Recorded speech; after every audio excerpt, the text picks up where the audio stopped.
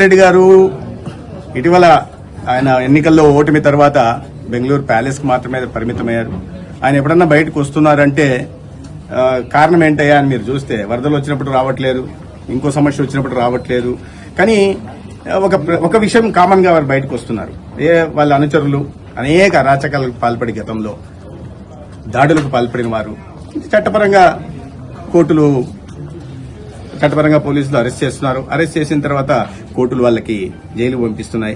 ఆ నేపథ్యంలో వెళ్లి జైల్లో ఉన్న వాళ్ళని చూడడానికి వస్తున్నారు తప్పిస్తే నెల్లూరుకి వెళ్లి ఒకరిని చూశారు ఇదే విధంగా జైల్లో ఉంటే. ఎందుకంటే అత్యాయత్నం చేశారు లేదా భూములు కబ్జా చేసుకున్నారు కాబట్టి ఆయన జైల్లో ఉన్నారు. ఆయన చూడడానికి వెళ్లారు.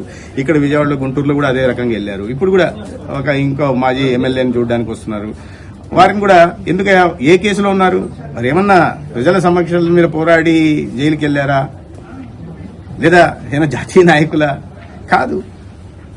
వారు ఏదో దాడులు చేసి అరాచకాలు పాల్పడి ప్రజల సొమ్మును దోచుకుని జైలుకి వెళ్తే వారిని పరామర్శించడానికి వెళ్తున్నారు. దాన్ని బట్టి మనం అర్థం చేసుకోవాలి ఆయన ప్రాధాన్యత ఏంటనేది. ప్రజల లేదా జైల్లో నెగ్గుతున్న జైలు పక్షుల ప్రాధాన్యత జగన్మోహన్ రెడ్డి గారే చెప్పాలి.